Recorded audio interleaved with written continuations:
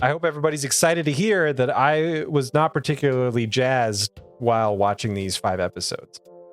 And I think that it's more based in what's going on in my actual real life time than what the content of the episodes themselves. But honestly, the content didn't help much. Oh my God. So my first episode title is Let's Just Get This Over With, Please. That's not fair to Dragon Ball Z. It's not fair to the objectivity of whether or not I'm enjoying it, but that was the mood I was in. I will say by the end of it, I was in a much better mood. I was in a much better mood by the end of something. it. So that's something. Like, it's just, I hope everybody's excited to hear that I was not particularly jazzed while watching these 5 episodes. And I think that it's more based in what's going on in my actual real life time than what the content of the episodes themselves.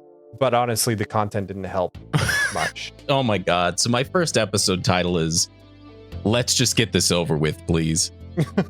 That's not fair to Dragon Ball Z. It's not fair to the objectivity of whether or not I'm enjoying it, but that was the mood I was in. I will say by the end of it, I was in a much better mood. I was in a much better mood by the end of it. So that's something. Like, it's just like when you sit down to watch anything, depending on the mood that you're in, how receptive are you going to be to enjoying what's on in front of you? I think with this, it might be a little different for us because we've been doing it for so long. It kind of, after 10, 15 minutes, our brains kind of go into the mode in which we're doing this show versus just sitting and absorbing like the boys or whatever. Yeah. There's already an upfront sort of like, I'm doing this as an assignment instead of I'm getting comfy cozy with my favorite beverage, watching an episode of my favorite show. That's true. It makes me wonder, like Twitch streamers, right? Where this is all they do is play a video game. Do they feel the same way? It's gotta be it, because I've thought on and off about doing stuff like that because I enjoy video games, but it's that old adage of like, if you do what you love, you'll never work a day in your life. It's the opposite of that though. Yeah. It's if you do what you love, eventually it feels like work and you won't love it anymore.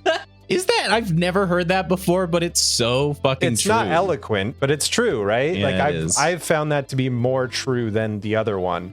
There's something so different when you're just deciding to do something because it's what you want to do in the moment versus doing something because you have to do it. Oh yeah. Whether it's like a self-imposed thing or whatever, it just becomes an obligation. It does. And it takes something from the experience, I think. Yeah. I mean, I've experienced that, getting a commission for writing music versus just doing it for me. And I'm sure you've probably gotten the same thing, having to write something out for paid work. Oh, yeah. Just for fun. It's a weird thing. Yeah. So watching these episodes, I wasn't particularly in the best mood either, because I sat down like, all right, this is my assignment for the day. I got to bang this out. And comparatively, that sounds so stupid that, oh, my assignment is I have to watch an anime. God. Yeah, I feel the same thing. Like, we're so first class. What is the term? First world issue, for sure. First world problems, yeah. Yeah. Because my girlfriend is the same way. Every time I'm like, okay, I got to go watch Dragon Ball Z. Like, I'm actually doing, it's not a job because we're not paid for it in a way that makes it a career. Mm-hmm. There's an element of going to work there that I don't think people that are outside of this very tiny bubble will understand. Yeah, and they don't give a shit. Of course, they're just like, you get to watch anime and then talk about it. But there's something to It's that. true. But I think whatever you end up doing, regardless, if it's for work, it's eventually going to feel like work. Yeah, exactly. There's something to this, because on the Always Sunny podcast, there was an episode where Rob McElhenney is his name, the guy who plays Matt. I don't know how to pronounce it, but I know who you're talking about. he was just really out of it one morning. Like, he got barely any sleep, and it's because he had to take like a red eye. Somebody was really annoying in his first class seat. They were all making fun of him because he's just whining about first class problems. But you know what? The human brain is weird because it makes that feel like it is a huge issue. Even though in your head, you have the perspective that there are people that don't have food. There are people that don't have access to healthcare. There are people that don't like have anything. Yet somehow these things are ruining your life. It's so crazy because it's like the human mind has to complain about something. Yeah, it does. No matter what your position in life is, you have to have some kind of negativity I hate that. Yeah. Like, in other words, no matter what, you're always going to have days where you're just not happy. Yeah. No matter what your life situation is. Mm-hmm. It's weird. I think the converse of that is that no matter what your situation in life is, you'll probably have days where you're pretty happy, where you're feeling good. And somehow, some way, the worst is average. I don't understand how that's possible, but when it's just like a day, it's so nothing that even a bad day you will pay more attention to and you'll have more feeling towards. At least there's an event happening today, even though it's shitty. Right. Yeah. And as then, opposed to there's just nothing going on at all. Yeah. Or whatever. This is actually hilarious because this ties into one of the voicemails that we got that I'm not the biggest fan of, that you'll understand why. You'll probably be fine with it, but you'll understand. You said to me earlier before we started this recording that it's the best voicemail that we've ever got. Oh, we don't just have one voicemail. What? We don't just have two voicemails. Multiple? We have 3 different voicemails. Wow, that's insane. Thank you to whoever submitted those. That's fantastic. Yes, to whomever. I think we only got one name out of the batch. I feel like last episode we said, hey, you don't have to voicemail. You leave a voicemail. You can text us. Yeah. And then we got 3 voicemails. I'm 100% cool with that. So, all right, let's dig into this shit. All right. Okay. First, we got to get this one. We got to get this one out of the way because this is a class act.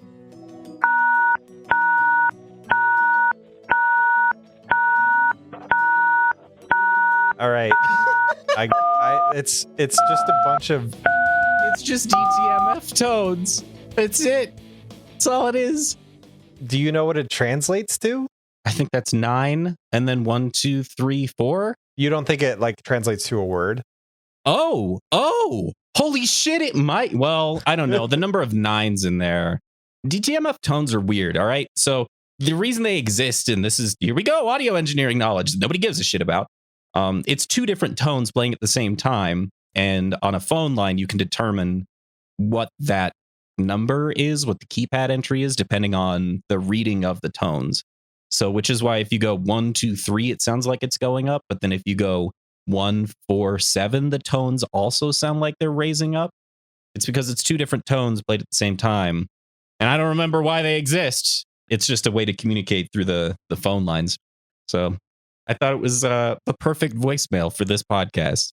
I almost feel like, what if they dialed our number and then while it was ringing, they're like, oh, the call didn't connect. So they started dialing it again while the voicemail recording was playing. Oh, that would have been fun. That's a possibility. My initial gut reaction was that this is a spam call and it's just auto dialing so the next number on the list. That would be amazing too. Yeah. Because that would mean that like it fucked up, right? It was dialing a number, and then while it's supposed to be saying it's pre-recorded message, it's dialing another number and then hangs up on us. So we've hopefully saved some people from some spam calls. Yeah. All right. What else we got? All right. So here's our next voicemail from an individual that identifies themselves as Roy. Lovely, lovely Roy. And here is that. Hey, John and Spencer. This is Roy. Gotta say, I'm really enjoying your show. I love what you guys do to reach out to your fans, and honestly, I wouldn't mind just seeing more of you guys talk about Super or GT, even though it sucks. It's just fun to go back and revisit all these fun shows. I met you guys at FanX last year, and now I'm kicking myself because I didn't get you out of there. Thanks, guys. Wow, that's a fantastic voicemail. Yeah, thank you so much for that one. That's so fucking uplifting. Yeah, Roy, that made me very happy. I'm also glad to hear that we have some kind of longevity after Dragon Ball Z. A little disappointed that that it feels like we're required to stay within the Dragon Ball universe, whether it's Super or GT, but excited all the same that we can turn Dragon Ball Z, Arcade's Dragon Ball Z into Arcade's Dragon Ball whatever. Yeah. And honestly, I don't know that we're going to be at FanX this year, but we're working on being somewhere. So if you ever get the chance again, I'll be happy to sign whatever the hell you want, even though I still feel like that's a weird thing. You feel that way? I do. I had people sign some of those Tales of Nowhere albums. People asked me to sign Yeah. those, the CDs that we printed, and I felt so strange doing that. I understand that it adds something because I have a Dollar Tree unicorn headband with Eric Vale's signature on it still. There's a little bit of something to that. But as the person writing their John Hancock down on a thing, it's weird. It's weird being the signee for sure. I'm totally happy to do it. And thanks so much for stopping by. I really appreciate that you took the time to do that. And even that you sent us this voicemail. Seriously, fantastic. It's nice. I'm glad that we're doing this before we dive into these episodes. Same. It sounds like you really didn't like them. We'll talk about it. I mean, I want to try to judge them on their own merit. It's always different talking about it after the fact, though, isn't it? I've changed my opinion several times over the course of a review, like recording session. I think that helps, being able to go through it with somebody else after the fact. Like, you start to see things a little differently. Yeah. Well, speaking of that, we have our last voicemail that, like I said, I'm not the biggest fan of, but here it is. Hi, Spencer and John and Eric when he shows up. You guys are doing a great job. Enjoy listening to your podcast every time. I just started listening a month ago. Listened to all your episodes. Holy, that was a lot. Love Spencer. John's okay. And Eric is a solid number 2. You guys are great. Keep it up. Hope to hear you guys more. Have a great day. And I'm from Washington. Bye. That was hilarious for so many reasons. I know. You get it now? Do you get what I mean? Like, I don't hate it, of course. I like that a lot because in my experience, this is just the green monster showing its ugly head. I feel like you get a lot more compliments than I do, just in terms of your hosting ability. Because I think that you're more of a presence than I am. So it's nice to hear when somebody calls me out by name. Yeah, I appreciate the compliment. I really like that they gave you hot love. Eric got some solid lip service too. I really did he? Because I'm trying to interpret the compliment in quotation marks. He said Eric was a solid number 2. Oh, do you think he means he's poopy? You think that's what that is? Yeah. No, I don't. Is he calling him second best, or is he calling him a piece of shit? Yeah, I think this is a tier list. I think this is an unintentional, and we're totally reading so much further into this just little voicemail than we need to. So, dude, thanks for sending us this voicemail because this is fun. I also really appreciate you didn't give us a name, but you did tell us where you're from. Yeah, we'll call you Washington. How about that? Yeah, Washington is the name we'll use. When I first heard this, because I get all the voicemails first, and then we do like the opposite thing where Spencer gets all the emails and I get all the voicemails. It was such a strange thing to get, like, just acknowledgement of existence, and then that's it. It was really weird. Yeah. John's okay. Yeah. How do you feel? But you're in the top 3 of the hosts. I'm in the top 3 of 3 people. So I'm last. I got a participation ribbon, basically. Yeah. I don't think we'd be able to do this without everyone that we have in it. Yeah. I've thought about that a lot too, because like I felt bad that Eric's not in more of it, but I think when he does come into play, he adds a lot. Oh yeah. And if he was in every episode, I honestly, like, as a creator, I think that there's only so much hate that you can have for a thing before it becomes repetitive and it doesn't add to the conversation. So I think spacing it out like we did really works. But then just having solo me or you talk about the episodes doesn't work either. We don't know anything. We don't. Yeah. And so much of the time we have to bounce stuff off each other. So if like we didn't have that bouncing board, it wouldn't work. Yeah. Together we make a delicious sandwich called Eric Hates Dragon Ball Z. And for you, Washington, if all I am is the bread that hosts the stuff that you love the most on your sandwich, I'm happy to be your bread. You need the bread. Can you imagine eating a sandwich without bread? That would suck. Yeah. That would really suck. It's called the KFC Double Down. They just got rid of the bread and they just put 2 patties on it. I've always wanted to try one of those. I've never gotten the chance. It's it's 2 fried chicken fillets as the bread. There's a piece of cheese in the middle. Is there anything else? There's 2 pieces of cheese, and of course there's slices of bacon in the middle. And then some sauce. Yeah. It's I've always wanted to try one. It's exactly what you think it is. There's this weird, like, sort of perverse section of food that I've always been like bi-curious about.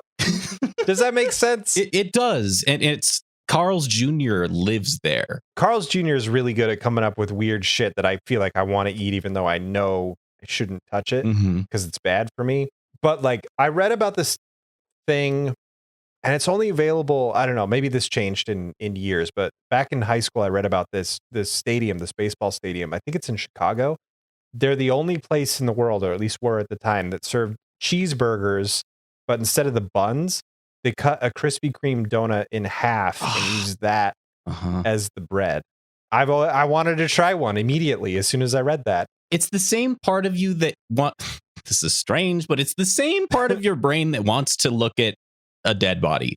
That like it's morbid curiosity. Yeah, morbid curiosity is the perfect stamp to put on that. Want to know what it tastes like. Like you don't really want that inside of your body fueling you know how bad it's going to be. It's going to suck, but you got to know. Should we get started? I guess we probably have to. Thank you so much for the voicemails. Seriously appreciate that. I very much enjoyed all of them. Yeah. It was great. And thanks for giving me something to de-inflate my ego, Washington. Seriously, I need that sometimes. All right. Big boy shout out to the top 2-tier patrons on our Patreon. We got our boyas, unless they don't want to be called that, Spencer Feuerstein and Tyler Hyatt. I know I was just gonna wait it out for as long as okay. I thought you literally forgot. That's fair. It's possible. Tyler Hyatt. Thank you so much. We sincerely appreciate that you're giving us anything at all, let alone the top fucking tier on our Patreon. That's absurd. That's insane. It's amazing. Thank you. Last time on Eric Hates Dragon Ball Z. Yeah, just give it an okay. Give it an okay. It was okay. Vegeta died, right? That happened. And then suddenly everybody wanted to find the Dragon Balls. Welcome to Eric Hates Dragon Ball Z. Good. I'm Spencer. I'm John. And today we're going to be going over episodes 240 to 244 of Eric Hates of just Dragon Ball Z, just the anime Dragon Ball Z. No, not of our episode own show. 240. God, can you imagine one day if we have 240 episodes? That's crazy. We're fucking getting there. Jeez. Episode 240 of Dragon Ball Z. The Japanese title is Enormous Hope, a new finishing technique for the little squirts. The American title is Revival. My episode title is a carryover from my feelings of the previous episode we did. Let's just get this over with, please. This whole batch, and there are moments of good, the majority of it is setting up chess pieces. It's another set of picking up the pieces episodes where our gang got spanked. Not only that, but it like on a outside of the universe of the show level, they're making it so that every character goes to exactly where they need to be when they need to be there. Yeah. So that the plot can move forward. It's not only picking up the pieces in the show, in the universe. I think this was picking up the pieces for us of what remains of our feelings on this arc, on this saga, because I, since the last set, have had to totally reset how I'm approaching the show. I realized that it was not fair of me to continue to expect it to be as amazing as the Videl stuff and carry that on. That's just not what this show is. And so these episodes for me was picking up the pieces and enjoying what I can enjoy out of the show. Every time that we get to a low point in the show and we complain, my brain just goes, there's a reason Dragon Ball Kai exists. I think that too. All the time. I just continuously wonder, is this different in Kai? Is this different in Kai? Is it better in Kai? And I want to say maybe 50% of the time, I bet it is better in Kai. I mean, not every show in the world gets a remake where they edit it down and redo everything so that it's more streamlined. Mm-hmm. It's a very rare thing, and it must have had a reason for existing in Dragon Ball Z. I think this is it. These episodes were thick as Majin Buu with fillery stuff. It's fine. It's all good. Wait, are you the oldest? Yeah. I don't know. For some reason that weirds me out. Being the oldest? That's cool. Yeah. I guess I'm the oldest too, so it shouldn't weird me out that much. Yeah, what are you talking about? I just pictured you as, well, now I don't know what I pictured. Did you think I had like younger brother vibes? Yeah, I definitely knew you had younger siblings, and I guess I just pictured you yourself as like a younger sibling, but I never for a moment pictured that you had an older sibling because that's weird. So it doesn't make any sense, but yeah, congratulations on being the oldest. It's pretty great. It's not the worst. All the mistakes that your parents made were made on you, and you're all the better for it. Yeah, that's my mom says it like the first pancake always comes out a little burnt. Because you're burning 7. Holy shit. Yeah, okay, that works. I was thinking about that the other day. I'm like, that's a stupid fucking screen name. Like, I should have picked something else. That doesn't have like a hook at all. My email address for the longest time, over a decade, has been 6 Year Studios. Right. It was going to be my name of the like production company that I started when I did independent film. None of that happened. So like on resumes and driver's license applications and shit, I have to put 6 Year Studios as like an embarrassment to the dreams I never achieved. So oh God, we were all dumb. We made choices that stick with us. It's true. It's like that 16-year-old that gets a tattoo and has to live with it when they're 70. Like when we're coming up with screen names and stuff, we didn't know that shit was actually going to matter in the fucking future. Oh my God. Yeah. My Steam name is FF7 fan. Oh my God. No numbers after or anything. I was like the original FF7 You were fan. the first one. Not only has there been a lot of Final Fantasies after 7, but like I don't really consider myself a huge fan of JRPGs in general. So I've moved on. Huh. But my name hasn't. What was your very first screen name? I get the weird feeling if we're getting inebriated, we're just gonna not talk about Dragon Ball Z. I know. And you know what? Maybe that's the episode. Fuck it. It was FF7 fan. It was AOL. Really? Final Fantasy 7 fan at AOL.com was my first email address. And I carried that over to Hotmail. And then I carried it over to Gmail. I did SSJ Cloud at some point. What? In the MSN phase. Yeah. You did? Yeah. So that stuff has stuck with me. Dragon Ball Z and Final Fantasy 7 have been like a mainstay of my online persona since the beginning. Holy shit, man. You probably know me more as Spec Nerd. Right, yeah. Which is Spencer, but the names are flipped and there's a D at the end. Like I lived in Seattle for a little bit in college. Like I took a semester off and went to go live in Seattle, worked at a bakery, had a great time. The day that I came back to Utah, I was with my roommate hanging out in the morning, like 2 hours before my flight. And he's like, oh, dude, you should make an Xbox profile. Oh. And we could be friends when you get back to Utah. And then we talk to each other and shit. So I'm like, okay. So I made an Xbox profile and I couldn't figure out a name to use. I was just like scrambling, like, I gotta leave. I gotta get to my flight. What do I do my nickname? So I just added a D at the end. So it was Spec Nerd. And then I hit OK. And it was accepted. And since then, it's carried forward through all of my online personas because it's kind of fun. Yeah, it's a good one. I like it a lot. But it like happened by accident. And that's the first time that I dropped any semblance of fandom relation to Dragon Ball Z or Final Fantasy. Whoa. Well, and it's a great name because it's along the lines of JonTron Markiplier, like the using your name and then just kind of adding a little twist. Oh my to it. God. I didn't even think about that. If I like do a YouTube channel or a Twitch streamer, that's actually. Yeah, dude, it's perfect. What was yours though? When did Burn 7 come along and what was before that? So the very first screen name that I ever had was Ask13, ASK13. Why? I don't know. It was just a combination of things, and it didn't stand for anything. It was literally the word ask. Were you 13 years old when you made it? I'm pretty sure I was, yeah. And it was for neopets.com. No way. Yeah. Oh man, that's amazing that you were in Neopets. Yeah. I didn't even know Neopets existed until way later. Yeah. AOL chat rooms were my my thing. I covet your experience because my internet was locked down because my dad was always a computer network systems admin, and his whole job was to like, keep all the shit out of company networks. And the way they did that back in the day was to just go to the bad websites and then manually block the bad website. Like they didn't have of course smart filters.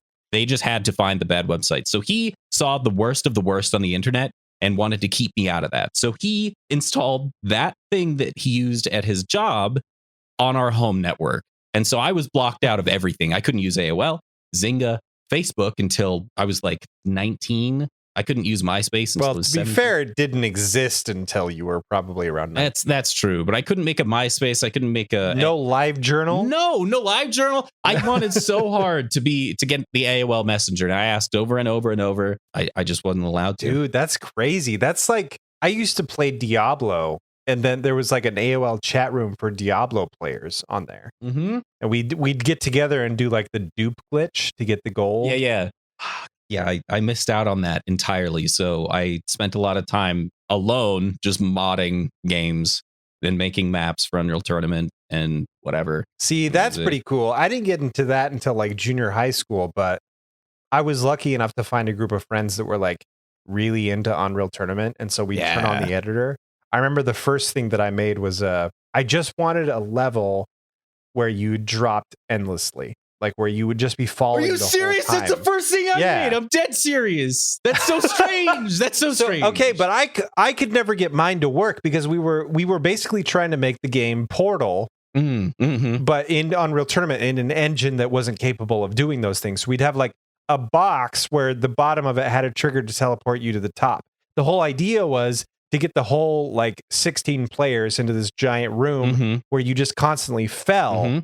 And you'd have to like scramble for ammo and guns and stuff. It's more exciting than it sounds because everybody falls at the same rate, and so you're not really falling, and it's easy to aim. You can't jump, so you can't dodge. But the idea on paper is really cool. Yeah. And Unreal Tournament, the engine, the original Unreal Engine, if I remember right, when you did the teleporting thing, the floor that linked to the ceiling wouldn't be invisible, and so you'd kind of fall through basically a piece of carpet or whatever. So it wouldn't be endless, or it would be endless, but then you'd see the reflections of all the players too, so it'd kind of make you sick. Yes, I remember. Like Half-Life was. And exactly. I was fascinated with breaking the laws of physics in game engines. But that's amazing to hear that you did the same thing. Well, I did it in a different way because I made an endless drop that there was an end eventually, which was just spikes at the bottom. It was just spikes and it kills you. You just stretched it out as far as it could go. Yeah, I was just curious. Okay. And I did learn how to do that. I don't remember what they used to call it, but you could make a volume that was emulating another volume on the other side of the map that when you look in that volume, it would see out the other side of the map. They did it a lot in some of the maps where it just looks like an archway and you can look in there and then actually it's just a blank wall on the other side. But when you walk through, now it puts you on the other side of it was Portal. It's effectively like proto Portal. But then just like you said, when you look through it, if there's too many other things, the game doesn't know what to do with it. And so you get sick. Like, I don't understand what's happening here. So the Burn 7 thing came from, like I said, my internet was totally locked down. I couldn't do anything online. Like I couldn't connect to multiplayer gaming at all, unless it was a game that my dad was also playing, because he would add rules. He'd make allowances for it. Yeah. So one of the first games that I got to play online was, we were talking about this with Eric Vale, Battlefield 2142. Wow, that's late in the game for online play. Yeah, I know. I feel bad. I didn't even play 2142 until the player base was dead, and then I wished like hell that I would have found it earlier. It's amazing. It's amazing. It's a fantastic, amazing game, which you saw me playing 2042. I know a lot of people said that it was a piece of shit, but I've been really enjoying it. It sounds like they fixed it. Like I would love to, I know we say this all the time, but I'd love to play it with you because it seems like a fun game that I don't mind sidetracking to game reviews for a little bit. One day we'll do a podcast. I know. If you're not 10 out of 10, you're 0 out of 10. And that's a problem for me because there's a place for just munching on popcorn and enjoying the hell out of a stupid action flick. Yeah. There's no video game equivalent for that. And I think that a lot of the like recent Battlefields, for instance, fit into that niche because critics don't like it. Players want it to be the next biggest, Call of Duty killer, whatever game. Yeah. And it's not that, but it kind of works on its own. And I'm not saying that it couldn't use improvements here and there, but like it's fine. And there's so many games that it's hard to say I'm going to waste 5 hours of my time in this thing that's just average instead of this thing that's 10 out of 10. But I still think there's a place for that. It's the popcorn munching equivalent. Yeah, exactly. And Battlefield 2042 for like the 3 hours that I've experienced with it has been very much that. Yeah. I totally agree with you. You can just sit there and play a couple of rounds and then move on. It doesn't demand your attention. It's not like, well, in order to even play the game, you have to unlock level 60, which is going to take 80 hours of your time, and then you have to buy the premium battle. Yes. Like, you can do all of those things. It has all of those things, but you can also just sit there and play the game, and that's what I'm enjoying out of it. It's the popcorn of games in my life right now. At a certain point in time, gaming just became this, like, the same thing as Dragon Ball Z. I'm going to cleverly tie it back into what we're supposed to be talking about. All right. By saying that gaming became this thing probably around my 20s, so like 10 years ago, where it was either the best thing ever or the worst thing in the world. Yeah. And it like everybody was shooting for that next big Minecraft huge thing. But like entertainment as a medium has things in between, and gaming is no different. I think it's a marketing problem, if I'm being honest, because there's so much money in gaming now that it attracts really, really talented marketing artists that know the game. If you hyperinflate the sense of importance of this title, then more people will purchase it, and then you get more money for your company. So you mean like Cyberpunk 2077? Like every game, which is that has maybe the most heavily marketed game since Skyrim. Like watch any game trailer back to back with any movie trailer, and at this point they have the same level of quality pumped into them. I'm thinking like God of War. If you want to go really back in time, Dead Island. Oh my God, Dead Island's trailer. Yeah, Dead Island had a better trailer than it had a game. It had a better trailer than most. That was the big problem with the game. But you know what? Speaking of like average, just run of the mill popcorn games, me and a buddy of mine co-opted that from start to finish. Yeah. And we really enjoyed it. It was fun. Tonally, the marketing was completely off of what the game itself was. Yeah. But both have merit. I don't know. We haven't talked about a single episode of Dragon Ball Z. No, we haven't. I'm kind of like, let's just fuck around, but let's like name 2 things each that stood out to us for every episode or something. Okay, all right. And let's make this the episode that we just phone it in hard and get drunk and high. I'm so cool with that. Yeah, that sounds good to me.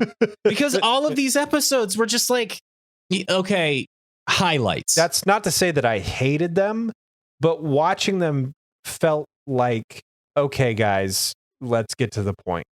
It's at the show's smallest ratio of good to filler. And so I think we can get away with talking about the best stuff of the bunch. Yeah. Cream of the crop. DBZ highlights reel, the episode. I remember the beginning of this episode. Oh, this is going to be hard remembering things while I have marijuana in my brain. Oh, no. I remember the beginning of this episode, Goku being weirdly defeatist because everybody is dead. Gohan's dead. Vegeta's dead. And he's just catching up. And then he seemingly out of nowhere stumbles across the idea of, or introduces the idea of, this new technique called fusion. Yeah, apparently it's been in his head the whole time because he learned about it in Otherworld. I am on board with it because it's neat.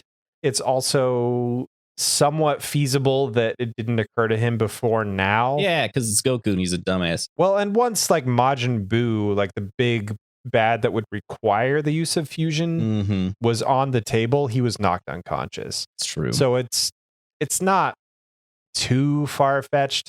It does feel like, oh, hey, I have a life-saving anecdote for you right here that I just thought of after people died. So anyway, Goku learned about fusion in the Otherworld. It's a technique taught to him by the Metamorans.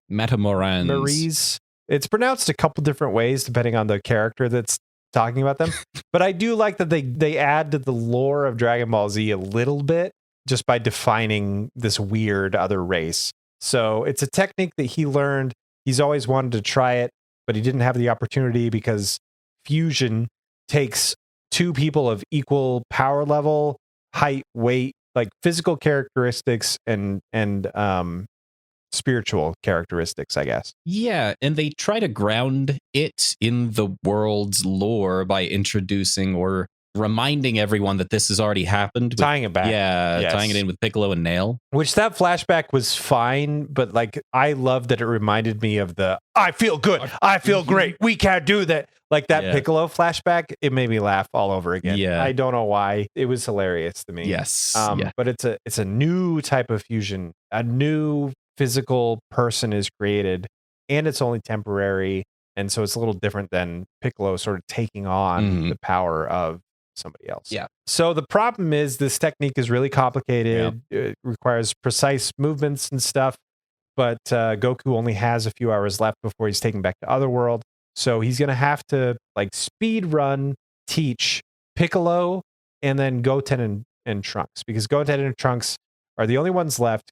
Gohan's gone, Vegeta's gone. So Goku can't do it with anybody. But Goten and Trunks are like about the right requirements to be able to do this thing. Yeah, I do like that they all put their eggs in the fusion basket, even though Goku has never done it, only just barely learned about it, just knows about it. Yeah, there's a couple things with the fusion basket that bothers me a little bit, but it's a cool enough idea that I'm on board. Like, you could use the time chamber because apparently it's going to take too much time to teach these guys the technique. If Otherworld Goku, who is dead, goes into the time chamber, does he have a year, a few months before he's taken back to Otherworld? Because they're literally there. They're at that place. Yeah. So that's a question that I have. So the problem that I'm having is that all of the Z fighters are dumb assholes except Piccolo and Krillin, who are the strategist types. They're the ones that think ahead of time. Everybody else just punches stuff until it dies from it. And if it doesn't die, they get stronger and then they kill it. These ideas never would have occurred to them. Right. I'm fine with them not knowing any of these things at all, just because they are, I don't know, they're also in a pretty bad state emotionally, you could say. Grasping at straws. I'm trying not to pick it apart at this point because I think we fully ripped apart the last 5 episodes enough. And now my claws need sharpening. And today's this one is fully able to be ripped it's apart. so easily. Oh my God. So many things. The next, holy shit, so many things that I'm just like, that doesn't make any sense. And I had to immediately go forward with it. I couldn't anymore. I'm just tired. I'm tired of doing that. So anyway, so the whole plan is Goten and Trunks are going to learn to fuse. That's going to be the solution to defeat Majin Buu. But in order to do that, we need to give them time. So anybody that goes up against Majin Buu from here on out is just in the game to give them time. That's kind of cool. I adore this introduction of Goten and Trunks as very important main components to the story. It feels like Toriyama took all of the fun part of being a kid from Dragon Ball and fused that with the seriousness that Dragon Ball Z has now, the weight, and created these characters of Goten and Trunks. I like them a lot. I also have to get this out because I spent way too much time thinking about it. I understand the pinpoint bullseye reason that I dislike Majin Buu. I know I'm just going to talk about him every time we do these episodes. It harkens back to a long time ago. I talked about an elastic springboard of absurdity. And since then, I have forgotten the original context. But I seem to remember it being like the world is grounded in reality, and then it just stretches the springboard into absolute absurdism, and you're forced to get on board, something like that. Majin Buu, everything he does is a cartoon character thing to do. All of his attacks are, he turns people into candy, he acts like a big baby. He's a cartoon character. He's a Looney Tunes character in Dragon Ball Z. So the springboard has gone so far around that it is now coming back to the other side. Like Majin Buu is another attempt at a fusion, I think, of Toriyama's wackiness with the seriousness of a villain. It works sometimes, especially these episodes, because he doesn't talk nearly as freaking much. Yeah, I think that helped the character a lot. So the non-Z Fighter crew, Chi-Chi, Bulma, Knox, right, whatever, they're summoning the dragon because they got all the Dragon Balls last episode. And they're going to wish for the people that Vegeta killed to be not dead. They don't know that Majin Buu is a problem or any of this shit, so they don't realize that they're making this wish way too early. The weird thing is the Japanese subtitles and the American dub, like from a plot standpoint, conflict each other in a way that I don't understand.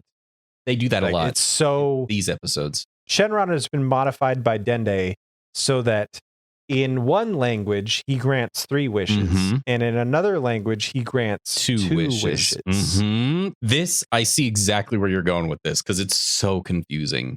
Why did they rewrite it? The Japanese subs call for 3 wishes. The dub says 2.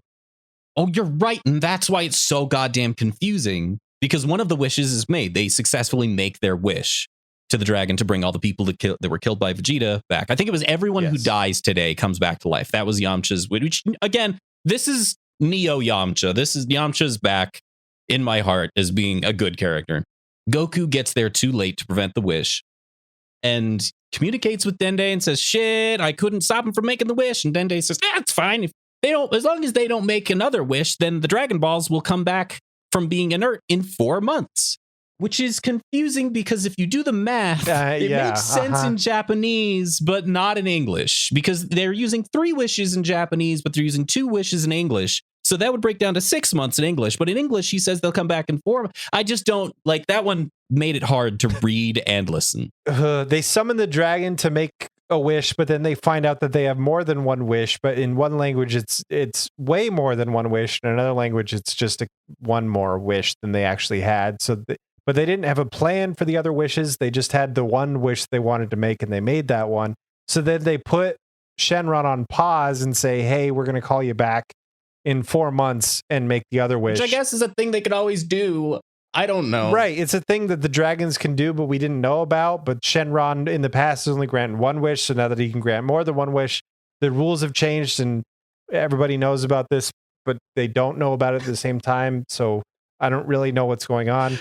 But the point is, the finality of this moment is that all the people that were dead, Yamcha specifies only the good people that have died today come back. So not only did the people that Vegeta killed come back, but Kibito comes back. And end of list, which I thought like Vegeta, I guess, is still terrible, even though that he did that cool good guy sacrifice at the end. He doesn't count. Supreme Kai, I guess, didn't die. So he doesn't count. Gohan didn't actually die, so he doesn't count. Right. So really, like, the only reason for that caveat that Yamcha made was so that Kibito could come back to life, which is fucking weird. Because it's only 1 character. I don't know. That hit me. I was like, holy shit, Yamcha doesn't know what he's doing, but like all these people that died in the Buu fight specifically are going to be brought back, not just the ones that Vegeta killed. Oh, it's only Kibito. It kind of, what about all the mediocre people? What about the section of cops that was playing all the musical instruments? Do they come back? And then we cut to Supreme Kai, this was weird, drooling or sweating. Yeah, Supreme Kai is still alive and he's trying to find Gohan for some reason that we don't really know. That's the whole episode. I think Mr. Briefs and Dr. Briefs, Mr. Briefs, Dr. Briefs, the android formerly known as Mrs. Bulma's Briefs. parents want to stay behind while Goku instant transmissions everyone else, Ox King, Chi-Chi, 18, Marin, etc., back to Kami's tower where it's going to be safe. So yeah, that's the whole thing. Videl is just dealing with everything that's happening because she's a fish I out of really water. like Videl's stance in this episode because she's like, whoa, there's a dragon that can just bring back people from the dead. How are you going to teleport us? Like, she's asking all of the questions that need to be asked that all the other characters in the show just kind of blindly accept. But I think at this point in the show, you kind of need another audience surrogate to come in and sort of bridge the gap because a lot of what's happening is just so crazy. Yeah. Yes. Thank you for having Videl. Videl is my hero. Yeah. Bulma's parents stay behind in Capsule Corp. The rest, everybody else goes to the lookout. The dragon was summoned but put on pause. Boo and Babadi really don't have any idea about that. They do a thing where they go to a theme park and follow a roller coaster. It's not important. Yeah, which is I get endless enjoyment out of Babadi not having control over Boo, but it is kind of overdone by the end of the 5. Yeah. This is weird. I started to enjoy Babadi's screaming. Honestly, Babadi becomes a better character in these 5 because his lines are written better. Yes. Like his dialogue is much improved. I don't know how else to put it. Like he all of a sudden, like a switch was flipped. He was just a better character. Yeah, I agree. I think Dragon Ball Z lives in these between episodes, between the huge giant fights, because they don't have to focus so fucking much on the fighting. they can focus on the thing that I give a shit about, which is the characters and their development. And it just seems like they shine. All right, that's the whole thing. Next episode 241, is Japanese title is Goten and Trunks, the world's most wanted. The American title is Global Announcement. Episode title is Dessert First, Then the Stakes. Wow. That's really good. I'll get one. That's really good. I'll get 1 out of 5 where it's kind of like, oh, thumbs up. right, that's something. Kibito goes after Supreme Kai, is trying to find him. Supreme Kai is like collapsing. He's almost dead, trying to find Gohan. Babadi and Boo just kind of carry on. They land in a city, find a bakery. There's a whole thing with the dessert factory, yeah. Like a whole factory, assembly line, mechanical stuff, assembling cakes that Boo finds he's very excited about. I knew for a fact that John would hate this because Boo talks way too much. That's the thing that I disliked the most, but otherwise I thought the sequence, because it's this middle filler part, I didn't mind. Yeah, well, it's kind of interesting because like you have Boo, who is this the destructive force of nature, interacting with these regular non-Dragon Ball Z people. And this all these 5 episodes kind of get that right at the very least. I really enjoyed any time that they cut to the regular citizens of the world reacting to the fact that there is this childish, massive nuclear bomb just going off in different places in the world. Mm-hmm. This time it takes place at a bakery. There's an assembly line of cakes being made. Boo, predictably, like I actually predicted it before it happened. I was very happy that I had the foresight, but it's also obvious. He puts his mouth up at the end of his of a conveyor belt, and all the cakes roll in. He just eats and eats and eats, and he doesn't get full. I really like the Babadi, like as they're leaving the bakery, there's a bunch of destruction going on, and Boo's just like, "Yeah, I'm done here. I'm leaving." Babadi tries to follow him out, and one of the workers of the bakery stops Babadi and says like, "Hey, who's gonna pay for all this damage?" Because Boo's just like fucking walking through walls like they weren't even there, which is amazing. And she almost beats the shit out of Babadi. She just swings him around, and I thought for sure that Babadi would just be this weak little guy that had no recourse, but actually in the end he ends up just banishing the girl on top of a flagpole on a 30-story building. Like he has power, and it's gonna be a more apparent as the episode moves on that he is still a force to be reckoned with even without Boo. But the police come to the bakery. They try to arrest Boo. You see the frame with Lupin? I think there was a frame with Professor Lupin. There, like one of the police officers looked very, very different than every single other one, and I think it was really, I didn't even notice. I think it was a shout out to not Professor Lupin. What is that game? Lupin the Third. Lupin the Third. Thank you. It looked like him, like a Toriyama version of him. I think that's what it was. Anyway, Boo gets slammed with handcuffs that don't fit around his massive arms, which I thought was funny. It's a good scene. I don't know. It's not bad. It's pretty good. Like I don't mind. Like Boo attacks the cop cars and fires off a bunch of stuff. Then it cuts to Supreme Kai, and we like get this thing about how Boo's getting more powerful, which I think is funny because it means that the more cakes the Boo eats, the more powerful he gets, because that's really all he's done so far. Supreme Kai is determined to find Gohan because Gohan is the key to defeating Boo for some reason that we're going to find out later. Kibito mistakes Supreme Kai for a dead deer, which is a dig. I thought that was funny as hell. Yeah, that was a weird scene when he comes across the dead deer and he's like, "Oh man, that you piece of amazing nature. I'm sorry this happened to you." Like it was this weird like interrupt into I don't know. Not only was that weird, but he is specifically searching for Supreme Kai and comes across a deer and thinks it is Supreme Kai. So it's just a dig at how weak Supreme Kai is in my mind, even if it's unintentional. It made me laugh. Yeah, but he finds him and he heals him. He finds Supreme Kai and he gets him back up, and together they go find Gohan, and they decide that they're gonna go to the planet of the Kais, whatever the fuck that is, which we're about to find out. And then they do. They just teleport there. I think that's the point where they just go boop and they're gone. There's a part where they cut to Kami Tower where Bulma and Chi-Chi and Videl are kind of grappling with the fact that Gohan and Vegeta are dead, which does lend some emotional weight to everything that's going on. Yeah. It was nice to hear Videl kind of say like, you know, I loved him, and Bulma like has a chance to actually act, which is nice. Not just like Namek Bulma, but as like an actual woman that's lost her husband. It's just these episodes have weird tonal shifts. You'll have a really emotionally impactful moment, and then you cut over to Boo, who's just a laughing child, kind of messing around. I don't know. Like it kind of works because it's such a sickening contrast, but it doesn't land. I think you can do it. I think other anime have done this very successfully. Other TV shows, other cartoons have done this super successfully, where they have a very short time limit. They have 20 minutes to get all the shit they need to get through, and then they can convey all those things at once. But Dragon Ball Z suffers from doing it really fast and then in really opposite directions over and over. This is just another instance of that. I do think the whole moment for me landed really well. I felt bad for Bulma. I think Shemel's voice acting here is the best it's ever been delivering this news. Goku's killing it with the voice lines. Everybody, this show just, the voice cast has figured out what the fuck they're doing and they're nailing it. This is prime voice acting. I absolutely agree. Yeah. And then the Videl thing, that broke my heart a little bit because I care so much about the character. And then out of nowhere, Korin appears, who has been utterly irrelevant for so long. Right? That's what I put too. Like Korin out of nowhere. It's so weird. He says like one line and then he's gone for the rest of the episodes. I don't understand Korin's whole thing. Because all he does is he shows up and he goes, "This is the toughest enemy that we've ever faced." And then he disappears. That's it. Yeah. And he does that all the time, where he's like, "It sounds like the fight you're about to go into, Goku, is a real humdinger of a doozy." And like, I don't know why that's always the thing he's there to do. Maybe it's a holdover from Dragon Ball where Goku goes to Korin and says, "I don't know if I can beat him, Korin," whatever. And Korin says, "Well, it's a tough fight, but I bet you can." I don't know. Maybe that's his job. Boo and Babadi are standing on the outskirts of a town, and then Babadi does this thing, which is going to become kind of important because he does it a lot, where he talks to everyone on planet Earth at once in their heads.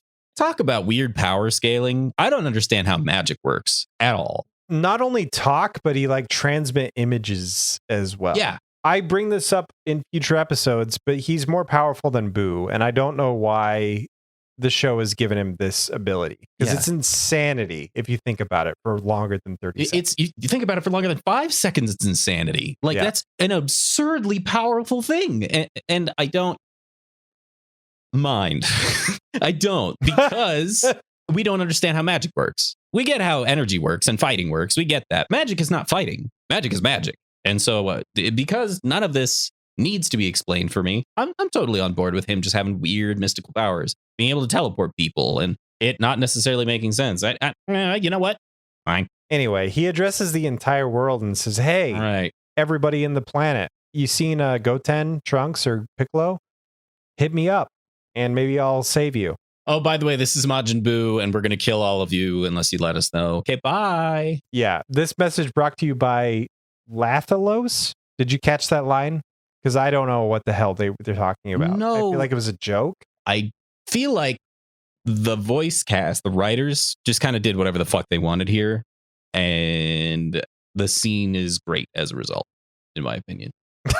All right, fair enough.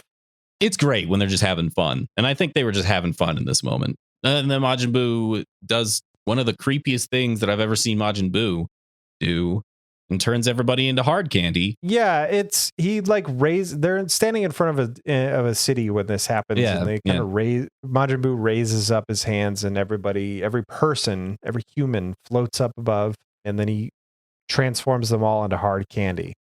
And they're all little pieces of hard candy, and then he shoves them in his mouth. And it's really gross when you see him, like, it kind of holds on him chewing. It's the chewing. All of this candy, and it's kind of gratuitous and gross because you know that they're people. Yeah. Like, it works. I'm on board. Right.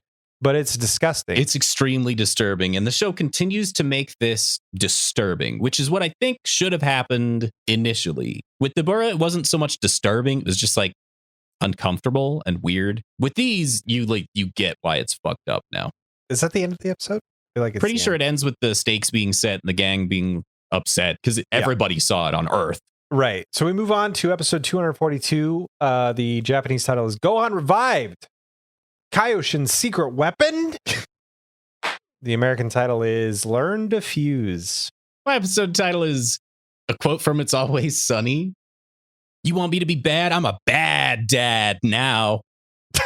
I think I get it. It's got to be Goku, right? It is Goku. You're right. Yes. Yeah. Because Goku is very suddenly a bad dad. Goku at the very end becomes the embodiment of the toxic masculine idea of suck it up, men don't cry. Which is not who he has been No. ever. Nah. But I get it. He's got that whole I've got to get resolute when the stakes are this high thing. But It's not that it's out of character, and it's definitely not that it's out of context for the situation. It just felt weird. it did feel weird. But here's a question for you. Is he really Goten's dad? No, is he really Goten's dad? You know what I mean? Or is Gohan Goten's father figure? Oh, I see what you're saying. Yeah.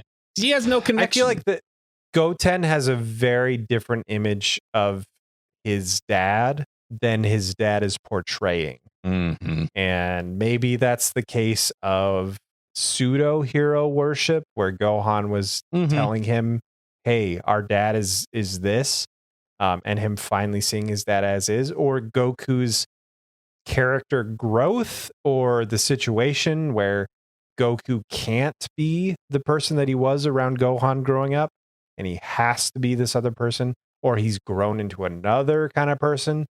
Goku is not the dad that Goten expects to have. There is a component of father to sondom in here that has more depth than I was expecting.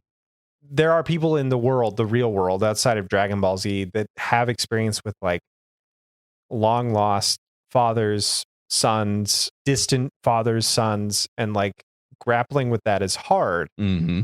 And to have an anime that just randomly, this cheesy, stupid, every time the show Dragon Ball Z ricochets off a real world issue that the audience can relate to, it's surprising. Mm-hmm. It hits a nerve. It hits a special thing in there. And we'll get to why we're even talking about this. So I think they start with Babadi finishing his world announcement, and they give a timeline, which is important. You got 5 days because it's Dragon Ball Z. And so they got a bunch of boxes they got to check. New form, timeline. And so they're just checking them all now. Babadi says 5 days, we're not going to do shit, which he's lying, but whatever. Anybody come forward, it's really easy. You just kind of think and it works, which is the like death sentence for Babadi. Because if all 6 billion people in the world decided to communicate to Babadi, I'm sure he'd get overloaded and just instantly die. But like nobody talks about that. So you tell me where Goten, Trunks, and Piccolo are, and we'll spare you or your city or whatever the hell they promise. Maybe your death will be swift. Maybe you'll think about not killing you. I don't something like that. Because they seem to be very on board with destroying Earth no matter what. But anyway, they give 5 days. The World Tournament crew are traitors. They call in. They're like, hey, we have a list of Goten, Trunks, Ma Jr., which is the pseudonym that Piccolo gave, which I thought was really funny. Mm-hmm. In the rest of these episodes, he's referred to as Ma Jr. I still don't know the significance of that. I don't either. But it's hilarious because it's not Piccolo. But like, guys, they have a wish on hold from Shenron. I guess it's a few months out, but like, why not wish for Babadi to be in a box? Like an impenetrable box, you know? If you can't kill him outright, why not send Boo across the entire galaxy and give them more time to practice this fusion technique? I don't like they had an entire wish and they couldn't find a way to use it to their advantage. There's like 100 different ways you could make this work. The problem with having a wish, just being able to alter the fabric of reality at a whim. Yeah. My favorite part of this show at this point is to go over the episodes and then go back and look at the weird decisions that make no sense, and then see how things line up in the future to understand that's why they did what they did there, is because he just has to write they were himself. Setting something up. Like Dragon Ball Z, so many series of writing myself out of a hole over and over and over. It's so fucking funny to me. And it works still for the most part sometimes. Anyway, the tournament people are traitors, and this was fucking rad. Babadi blows up the head of one of the tournament people, and you see it. Crazy gruesome. Like they angled it up to the corner of the screen. Yeah. So I thought that they were gonna gloss over it, but they showed it. Like it was there. Yeah. It's just up there, but it's there. His head explodes. And yeah, so he's like, hey, I got the names of these guys, and Babadi's like, okay, the names mean nothing to me. I need to know where they're at. And the World Tournament crew is like, I don't know where they're at. I just have their names. And Babadi's like, okay, I'm going to kill you. And then he just does, which again is like a crazy superpower. Can he do that to the whole world? Because he can communicate to the whole world. How many people at once could he just make the heads explode? Why does he need Boo? Can't he just like magic destroy the entire planet? Why does he even want to destroy the entire planet? I don't understand Babadi at all. These episodes made me question everything, and that's why I hate them. Well, thank you for being honest. We're in the slime, man. We're in the Dragon Ball Z slime. Everybody knows it. Yeah, here's what I like. I like the fusion stuff. I like that Goku's like, I have this secret technique that I haven't been able to use, and I don't have time on Earth, but I can teach it to the kids. Yeah. Because they're the only ones around that can use it. I like that. Makes that sense. setup is really good. Yeah. But in order to like go through with that, you need to distract the villains. And the villains are good as well. They're super powerful. They're obviously a threat, but you have to stall. And so you have the villains doing shit that doesn't matter and isn't really fun to watch.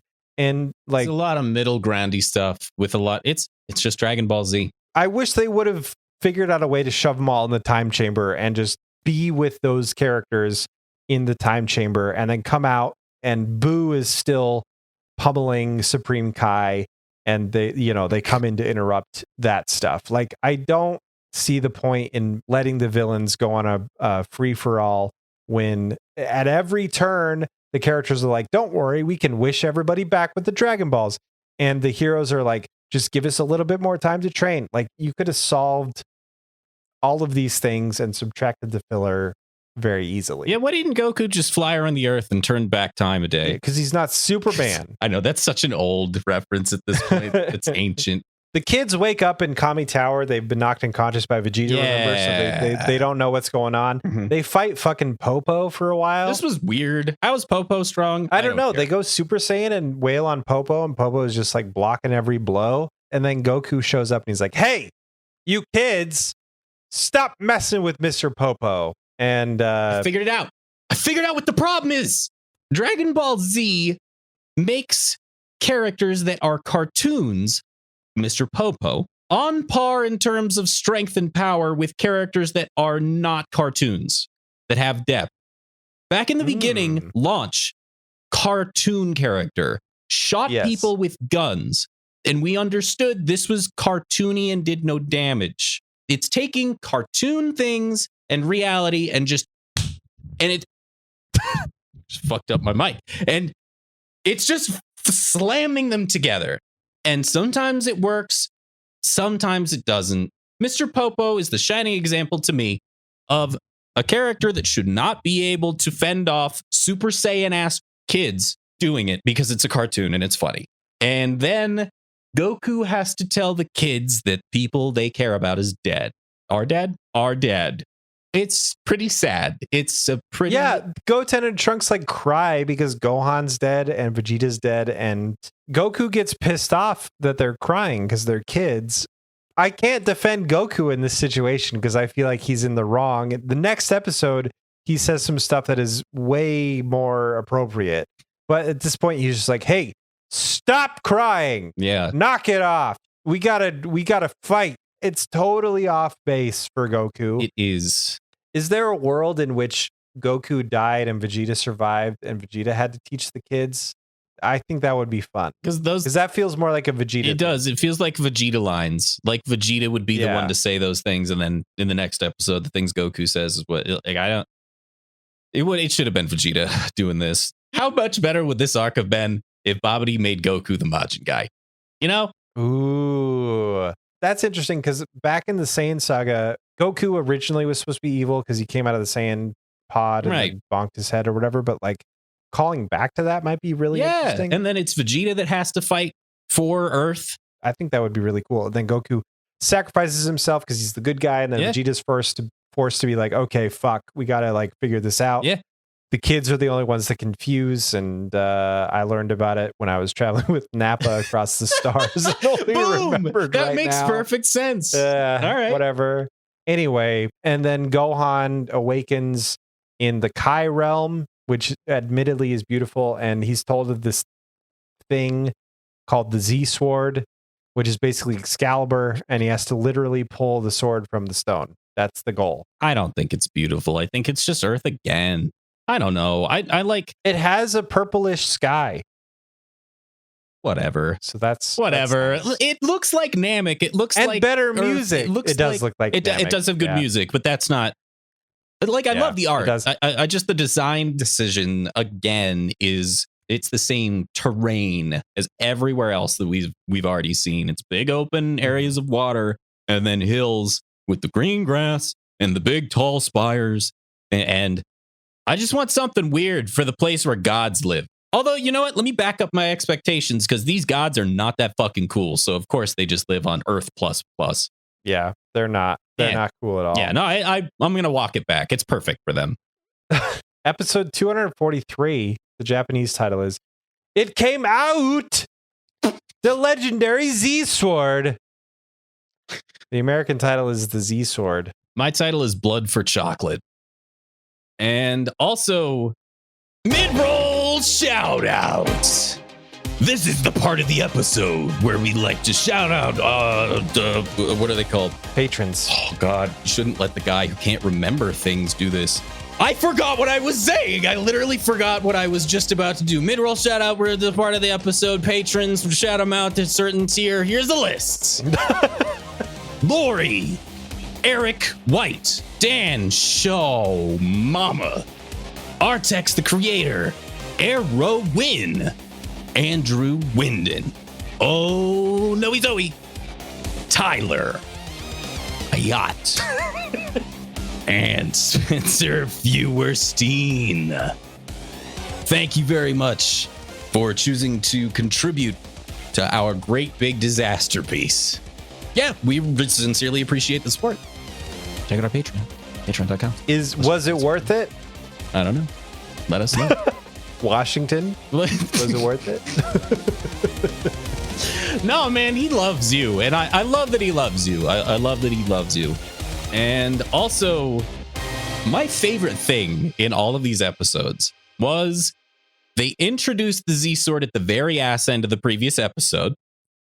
Gohan walks over to the Z-Sword, this thing that they're building up the whole episode to be impenetrable by mortals. Like, Kibito is really hammering in that there's no reason why you should be I'm here. so happy that Kibito came back to life so that Supreme Kai could be at least tolerable again, because Kibito takes the place of being the stupid, annoying, god-like figure that just has no hope in humanity or whatever. He's very annoying. I'm glad we're watching this again, because I remember as a kid feeling exactly that way. At least now I understand why he is that way.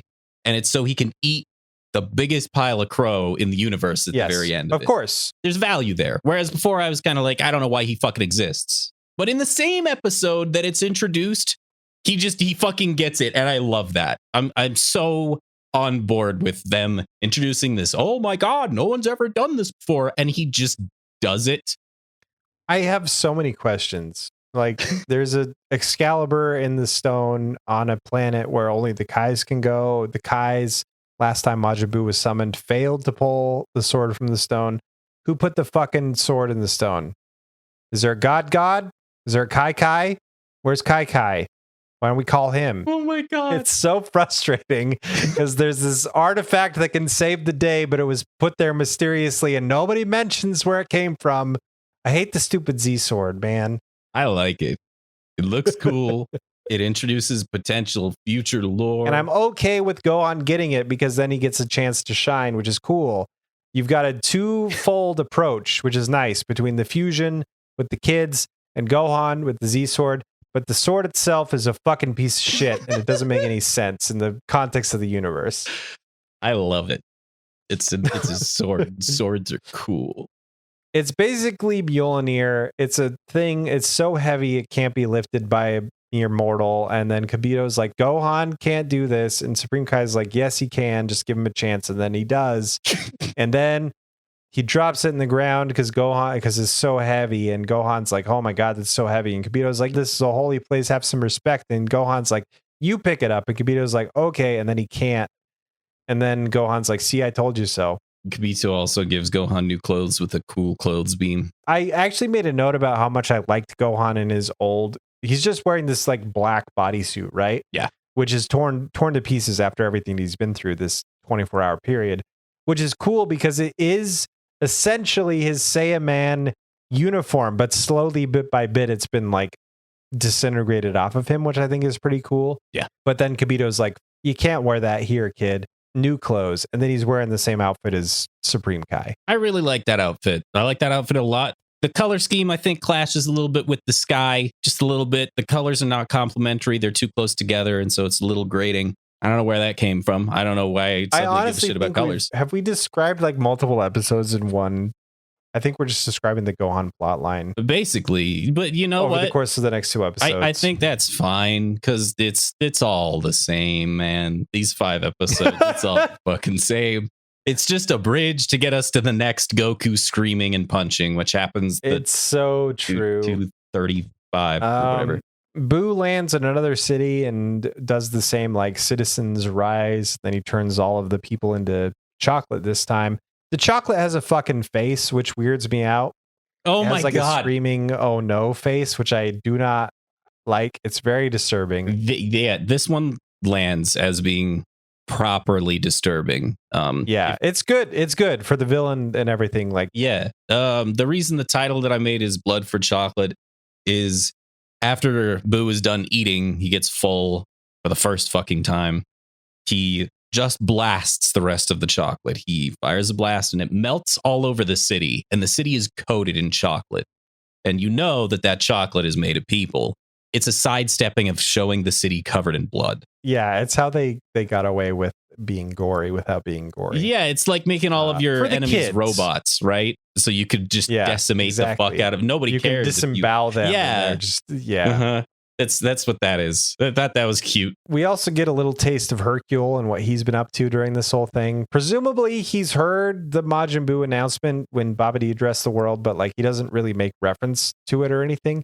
He's still trying to figure out how to fly with a bunch of cronies this time, and he's like on this spring-loaded mechanism that slams him into the ceiling and then the floor and then the ceiling, and he's just kind of hoping that instinct will kick in and it'll just fly. But he still doesn't even think about asking his daughter for advice because she can fly just fine. So it makes so much sense. I was listening to Dragon Ball Speak podcast, and both of them hate Hercule.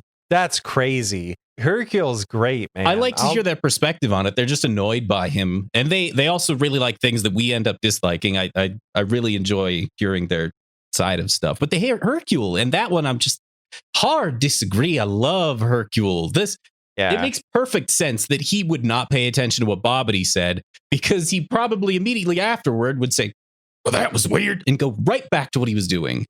That's it. He's great. He's a great character. I love him. It's some kind of trick. He just lives in this his own universe. He's amazing. Mm-hmm. I think this is the point where basically the whole rest of humanity asks Hercule to kill Majin Buu, right? He gets like a whole mob of an entire city, like thousands and thousands of people. So many people. He can't help himself, man. He's terrified. He knows that Majin Buu is like way above and beyond anything that he has the capacity to defeat. But after like sort of cringing to himself, he just bursts forth with his little victory pose, and he's like, "Don't worry, citizens of Earth, I'm here. I'm Hercule, and I'm gonna save you." He's very obviously not on board with the things that he's saying, like 70% of the time. And he's only saying it because he's being asked by the people of Earth for help. He is influenced by the will of the collective human consciousness and desire. That's what he is. Exactly. Yeah. He's just a conduit, and he is unwilling to accept these responsibilities. But because all these people just pump their hopes into him, he performs. It's got to be what it's like playing on a stage in front of millions of fans. You can either buckle and fail, or you are elevated to a point in which you could not have possibly accomplished this yourself. He goes about it the wrong way every time so far, but he has the best interest of the world at heart. What did we say? He's got a heart of silver, I think is what we said. Something like that. If I'm the one that said that, that is brilliant. I don't know why. But if anybody else said that, it's a piece of trash. No, but like, that's That's what that sounded like a little bit. I don't know where that came from. If we did say it in a different episode, whoever said that is a fucking genius, because that's a perfect way to describe it. I hope it was you now, so you could be like, yeah, it was genius. I don't know, but that is a perfect descriptor of Hercule. He's great. I love that character, and I really enjoyed when we cut to him in these episodes because we didn't a whole lot. Trunks speaks with Babadi because I think, doesn't Babadi speak to the planet again or something? Oh yeah, he does it like 3 times in these episodes, but Yeah. Trunks is pissed because this is the guy that killed, his dad, Yeah. Gohan, and he's mad at Goku too for not being able to step in and save the day. Just in case we forget to mention it, it might be a tad bit out of context, but like Goten's mad at his own father because he didn't save Gohan. His entire life, the 7-8 years that he's been alive, Gohan has been the one to say like, our dad is the greatest. Our dad is a hero. He's saved everybody. Like, he has this image of Goku that is so warped because of what Gohan has seen. Goten facing his actual real father in the one circumstance all these years later where Goku just can't succeed at the moment is a really interesting thing, because Goten's perception of his father is totally twisted by facing the reality that Gohan never had to face. I really liked it. It was like a really cool little grounded, dark piece of this father-son relationship that is tainted in a way that the Gohan-Goku father-son relationship never was. I think this show is doing a better job at fathers and sons than The Boys is. God, The Boys was so close. It was real close, though. It hit like 92% and then it just fumbled completely. Yeah. I'm so disappointed with the season 3 finale. Well, here's the question. The defender, the guy who made the show, is going to say, are you upset because it didn't turn out the way you wanted it? Or are you upset because it did what it did? And I'm upset because it chose to do what it did with the elements it had versus there's so many other. Yeah. options. For some reason, I feel like that they had this finale in mind, this last episode planned out, and then they planned out the rest of the season. And there was this gap where they were like, oh, the season we planned out doesn't exactly line up with this finale, but if we do this and this and this, then we can go with our original plan. I feel like they wanted to end in a certain place, which honestly is more status quo than I like. Like they were almost afraid to change things up, even though the rest of the season was building up to a major shift in status quo. And they did everything they could, including changing character motivations and pushing pieces into a spot on the chessboard where they didn't belong. Yeah. Just so that they could make all this work in a way that didn't upset the status quo too much to mess with their like 3-5 whatever season plan as a whole. It's weird. It's super weird because I don't know. And I don't know how they wrote it. And I guess fucking, if this stays in, spoilers for The Boys. But I wonder how much of it had to do with rewrites because of COVID. I don't know. I can tell for sure as far as the editing is concerned, and maybe you feel this way. Some of it feels perfectly edited. Other parts feel over edited. There's a point where working on it too much is detrimental. It's the same thing in mixing. Well, and that music, sucks because it comes from a place of like, I want to do the right thing. I want this to be perfect. And then just by the nature of that desire, you end up ruining it because you're like, okay, well, we don't need to include this because we already, like, we know that we get here eventually. So why do we need to include the transition scene that gets here? It's like at The Boys where they just all of a sudden show up at the 7 Tower in the last episode, like where they already had broken in 2 or 3 times that same season. It seems like there needed to be some kind of conflict there to get them in to the right place at the right time. That's one of the biggest dips. They build it up as like this super top secure facility that's impossible to penetrate, and then they're just there now. Literally, they just cut and they're there. Like that's. I wonder if they had those scenes, but they had to cut it for time. The whole finale turned out real odd when compared directly to the rest of the season, which flows eloquently. It's like perfect. Like up until the last 2 episodes, I think. It's just absolutely perfect. Did we introduce this last episode title? No, we're at the very ass end. We just got to do it now. All right. So that brings us right into episode 244.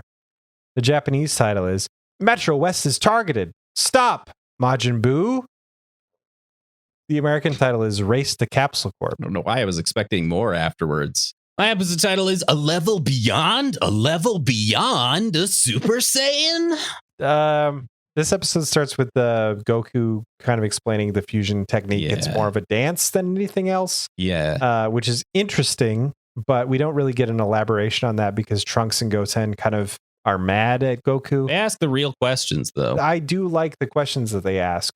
There's some nice conflict between the characters that doesn't really lead to anything, but Goku is also way better of like a mentor teacher figure here than he was a couple episodes ago. Yeah. But he's like, hey, Trunks, Goten, power up. And it starts affecting the rest of the tower. Piccolo's shocked at the amount of power that the kids have, and Goku isn't. He's like, I said full power. And they're like, oh, we did it. We did. And he's like, oh, okay. Or he's like, Trunks, you need to lower your power. He's trying to get them to match. They need to match their power levels. And yes. So he just teaches them how to do that. There is some good Krillin moment here. Krillin with hair is prime Krillin because Bulma tries to barge in for some reason and then he yanks her out. Krillin getting this like exposure to Goten and Trunks as he's walking away, puts Bulma down, and he kind of reminisces about him and Goku as kids and how Master Roshi was like telling them to equalize their power and how Krillin was actually more powerful than Goku back then. I'm pretty sure that they redrew and revoiced and did the entire scene. This was not a Dragon Ball scene, but it is a flashback to the time of Dragon Ball. Yes. And I really liked it a lot because it shows where Krillin came from and like his place in the story and connection with Goku and being stronger than Goku for a small amount of time. And like, it was just nice. It was just a cool little thing. Hercule says that he's going to save the world. I will save the trees, the mountains, the women, even the bugs. I'm glad you wrote this down too. Yeah, the trees, the oceans, the mountains, the women, the children, and the bugs. But that's it. Yeah. So screw everything else. I can reveal now that I've been working on a brand new technique to defeat. He's so perfect. I think Majin Buu and Babadi are doing the same thing where they just fly around. They're like destroying cities. Yeah. Boo's throwing buildings at other buildings. The mom and sons. Holy from shit! The what a world pull. tournament. God, what a pull! I was not expecting this at all. The two sons that fought against Trunks and Goten reveal that Trunks lives at Capsule Corp in West City. They all three, the family, the really annoying family, communicate with Babadi and said, "Hey, Trunks is here." Babadi's like, "Cool, bye." He communicates to Earth again because Babadi loves doing that. Says, "Hey, we're going to Capsule Corp, all of Earth."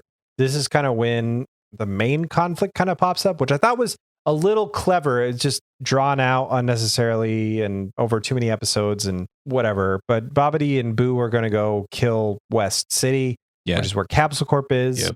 And Bulma realizes, hey, my parents 4 episodes ago, they decided to stay there themselves. So that's a problem. That's a nice little twist. Some innocuous sort of like, oh, we're going to stay here so you don't have to animate us and we don't have to have any voice lines. Turns into like a plot point about, we got to save these people's lives. And so Bulma like charges in and says, hey, Goku, we gotta save my parents. Babadi, Majin Buu, they're going there now. And the weirdest argument in maybe this entire season for me happens where like the Japanese subs are contradicting the English subs and they're pointlessly in English talking about stuff that doesn't really matter. They don't need to rescue Bulma's parents because they can just wish them back the Dragon Balls. Anyway, it all funnels down to we need to rescue the Dragon Radar. We can leave the parents there to die, doesn't matter. Yeah. But we need the Dragon Radar to get the Dragon Balls so that we can make a wish in 4 months to get them back. So it's decided that Goku's going to go stop Majin Buu and Babadi, face them off and just buy time. In that time that is bought, Trunks is going to go down to Capsule Corp and get the Dragon Radar. No mention of Bulma's parents at all, which is disturbing, but whatever. I also don't understand why it's Trunks because he's like one half of the piece of the puzzle that is required to save the world this time around. So why isn't Piccolo, Krillin, Bulma, Yamcha, like any of the people that it has experience with the Dragon Radar going to Capsule Corp to get. I don't know. Why doesn't Goku just instant transmission the person that knows where it is over there and back? I don't know. Yeah. This is the problem with giving your heroes unbelievable powers, right? Well, exactly. Like the culmination of these 5 episodes is I'm just exhausted by the what ifs and why nots and like all the questions that should be answered by a show that's competent and like doesn't care. That's what it is. You said something last episode about this feels like children's writing, and we've said that a million times where it's like a little kid playing on the playground with other kids. Yeah, I've got a shotgun. I've got a force field. Stops shotguns. Well, now I've got a planet launching missile launcher, and it's going to launch the moon at you. Oh yeah, well now I can teleport. In concept, I like all the drama, the characters having to split up and like buy time for each other to do this stuff, but like none of it makes any sense. No, it doesn't, and I'm just used to it now. I've been Stockholmed. Yeah, that's fair. Because you're right. There's so many things that you can poke and pull at the strings, and the whole show unravels. But this show, it's not bound very tight to begin with. Hang on. So let me finish the episode, then I want to ask you a question. So Goku instant transmissions down to Babadi and Boo, faces off against them, while Trunks goes to Capsule Corp. Goku promises that he powers up to Super Saiyan, and they're like, oh, this isn't going to make a dent in Boo. And he's like, oh, is it? Is it not? Okay, well, I'm going to power up again and unveil a new form. Past Super Saiyan 2. And so the audience is intrigued. They're like, what? We haven't heard about this before. More action figures. Yeah, we'll find out about it next time on Eric A's Dragon Balls. Yeah.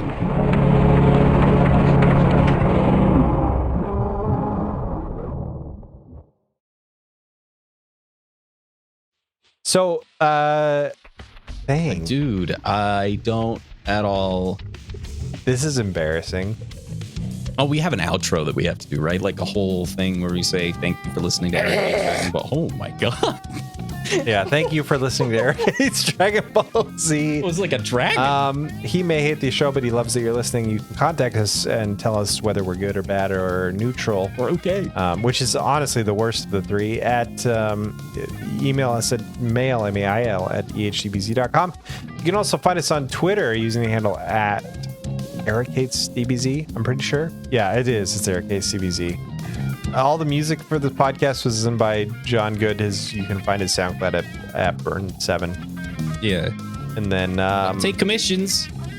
I don't know. I never brought that up ever before. But you want some custom goddamn hard rock doom music for your shit? Talk to John. Or anything else. I mean, I do more than that. I know I do that a lot, but it's true. He's very good at that, but he does anything you want. I'm probably better at that than all the other stuff, if we're being honest, but just let me know. Mail, M-A-I-L. Do you have a John Good email address? I do, johnjosephgood@gmail.com, but don't put that in the podcast, because, you can put it in the podcast. johnjosephgood@gmail.com. Like, we're forgetting stuff. End roll shout out. Thanks to all of our patrons. Thanks to all of our patrons for supporting this podcast. There's a lot of them. You want to play a game? Yeah. What's the game? I'm gonna say some names, and without looking at the list, after I'm done, you have to say the ones I didn't say. You got to look. It's like the memory game. Okay. I'm trying to memorize it as fast as I can. Oh, okay. I'll give you some time. All right, go ahead. In no particular order, we'd like to thank Croy Keener, Gunny Bawa, Jeffrey Grimm, Eric White, Arrowin, Oh Noe Zoe, Spencer Feuerstein, Tyler Hyatt, and who didn't I say? CJ Collins. Okay. Vasco. Mm-hmm. This game sucks. You want to know why it extra sucks? Because I fucking forgot who I said, because it's been 30 seconds. That's what I was going to say. Like, how do you know what you said? Did you say Felix? No, I didn't say Felix. That one I knew. Did you say Guanet? I did say Gunit Bagunet. I did say, I don't know how to pronounce it. I did say that. Oh, you didn't say her surrounded by Hey, there's one. Did you say Lori? Hey, there's another one. And Dan, of course. I actually didn't say Dan. And then I'm pretty sure you didn't say Artex the creator hey, okay, all right. or Andrew Winden. You got them all. Is that all of them? That's all of them. That was hard. What if Supreme Kai's name was like John? You know what I Bill. mean? Like Bill. Yeah, just some generic. Yeah. The Supreme Kai, the Kai above all Kais. My name is Jeff.